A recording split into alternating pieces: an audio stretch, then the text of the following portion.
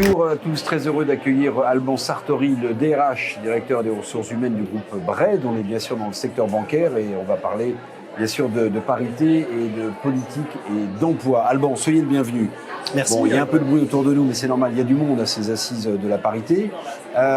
Aujourd'hui, on voit bien le secteur bancaire, comme d'autres secteurs, est confronté à des problèmes de recrutement. Est-ce que votre problématique, allez, entre nous, c'est de trouver des gens à mettre dans les bons postes ou de faire attention à ce que ce soit des hommes et des femmes? C'est d'abord de recruter, tout court, parce que voilà, la banque fait peut-être moins rêver qu'elle a pu faire rêver dans les années passées, donc on a plus de difficultés pour attirer des gens de toute seniorité et de toute expérience.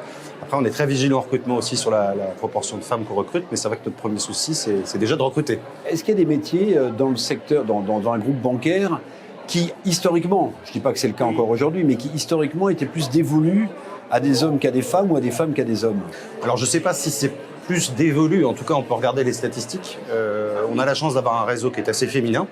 La BRED, on a 54% de femmes à peu près, donc c'est un métier qui reste féminin.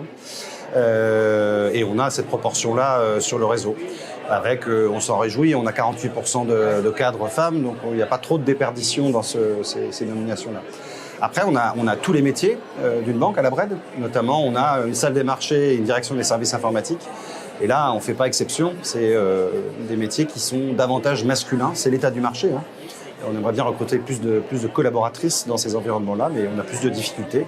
À l'opposé, des populations, des collaboratrices qui travaillent sur les opérations bancaires, là aussi, historiquement, c'est vrai de nos gros concurrents de la place, c'est souvent des métiers qui sont plus féminins. Mais alors, quand on parle par exemple de salle des marchés ou d'informatique, on se dit, bon, c'est des profils plutôt d'ingénieurs, souvent. Mais on le voit bien, il y a un goulot d'étranglement incroyable. Les grandes écoles d'ingénieurs en France, Polytechnique, Centrale, les mines, vous retrouvez sur les campus de ces trois écoles, 10% de filles. Donc si vous avez que 10% de filles ou plus dans ces écoles, vous avez forcément moins de femmes qui en sortent. C'est certain. C'est certain. Alors, on essaie de diversifier les profils qu'on y recrute. On recrute aussi des gens qui ont fait une école de commerce, enfin, pas forcément des études d'ingénieur. Notre directrice générale adjointe, qui est DSI, elle est rentrée avec en alternance en MIAGE il y a quelques années. Donc, c'est tout à fait possible non seulement d'intégrer une grande informatique, mais aussi d'y faire carrière. La difficulté, c'est la capacité qu'ont les jeunes gens et les jeunes femmes en particulier à se projeter sur ces métiers. Et ça, c'est quelque chose qu'on ne peut pas provoquer à leur place. Donc, c'est vrai qu'on rencontre les candidats qui se présentent à nous.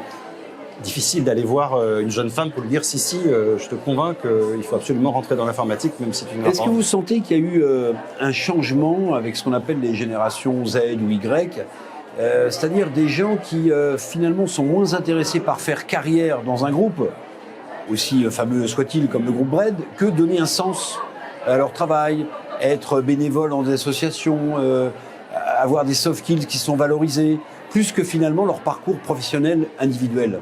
Alors, je pense que les jeunes générations disent ce que les générations d'avant n'osaient pas dire, c'est-à-dire qu'elles sont effectivement sensibles à la qualité de l'environnement de travail, à la mission qu'on va leur confier, à la mission de l'entreprise. Ça, c'est des choses qui les intéressent. Ce qui ne résonne pas carrière parce qu'ils ne résonneront jamais carrière ou parce que quand on a 25 ans, on cherche déjà un premier boulot et puis on verra après ce qu'on fera, c'est aussi possible. Par contre, ils ont plus d'exigences de ce type-là et on peut les perdre plus facilement si on a un management qui n'est pas de bonne qualité, si on ne déploie pas les capacités pédagogiques pour leur expliquer à quoi leur travail sert. Si on n'a pas une politique RSE qui leur convient? Ils s'y intéressent aussi. Mais je pense que ça pèse dans la balance, mais que contrairement à ce que certains médias disent, c'est pas forcément 100% de leurs décisions. Ça va compter, mais ils vont être aussi très sensibles à des choses très concrètes. La qualité de leur mission, la qualité de leur management, la qualité de l'environnement, leurs collègues de travail, les bureaux. Et pas exclusivement d'ailleurs le simple fait qu'ils seraient par exemple très attachés au télétravail. Ça fait partie d'un ensemble. Donc ça, ils sont plus exigeants là-dessus. Et puis c'est vrai qu'on parle de grandes démissions ou ce genre de choses. Moi, j'y crois qu'à moitié. Ce que je crois par contre, c'est que le marché est totalement pénurique.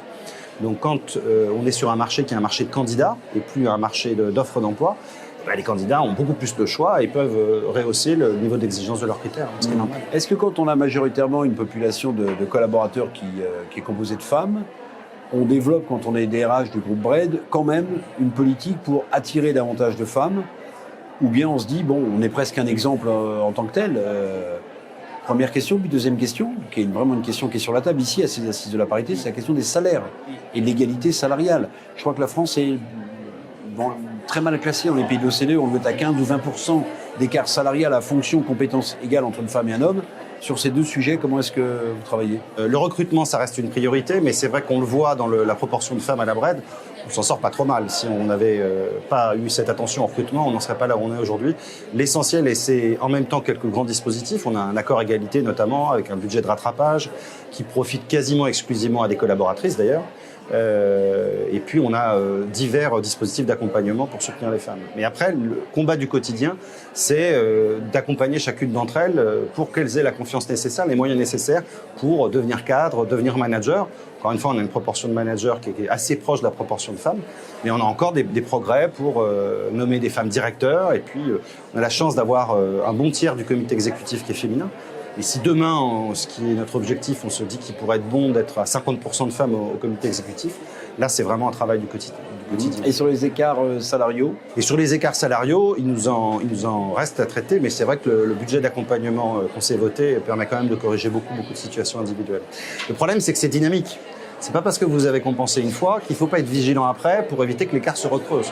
Mais ça veut dire que sur une politique d'embauche, par exemple, là, au niveau du salaire homme-femme, vous regardez dès le début, parce que si l'écart est trop important dès le début, non, mais là, la dynamique, il faut toujours courir derrière. On est à stricte parité, voire sur certaines fonctions, on recrute un peu plus cher les collaboratrices. A priori, c'est pas la cause des soucis qu'on peut avoir après, ou des questions qu'on peut avoir après. Mais c'est vraiment dans l'accompagnement, année après année, non seulement de la carrière, mais ce qui va avec l'évolution de la rémunération de nos collaboratrices. Question, Alban Sartori, les femmes qui veulent être embauchées à la BRED, qui ont des candidatures spontanées ou que vous pistez, dont le profil vous intéresse, quelles sont les qualités qu'une femme posséderait ou possède dont un homme serait dépourvu? Alors ça, si j'avais cette réponse, ça voudrait dire qu'il y a une réponse définitive. Ça, j'y crois pas. Je ne crois absolument pas.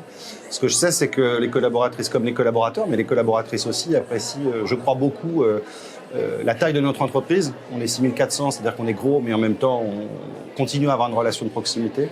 Puis vous savez, on est une banque de chefs d'entreprise. On a été créé par des chefs d'entreprise. Il y a plus d'un siècle qui ne trouvaient pas l'offre bancaire qui leur allait bien. Et on a gardé un esprit entrepreneurial. Et ça, je crois que ça plaît au moins autant à nos collaboratrices qu'à nos collaborateurs. L'esprit entrepreneurial, il n'est ni masculin ni féminin. Oui, mais je ne suis pas sûr qu'il y ait des qualités qui soient éminemment masculines ou féminines. Je pense qu'il n'y a rien de définitif. Il peut y avoir des inclinaisons spontanées, il peut y avoir des sensibilités, mais c'est vrai entre hommes et c'est vrai entre femmes aussi. Merci beaucoup. Merci à vous. Merci beaucoup. Nous, on se retrouve pour une prochaine interview d'ici aux Assises de la parité. À tout à l'heure.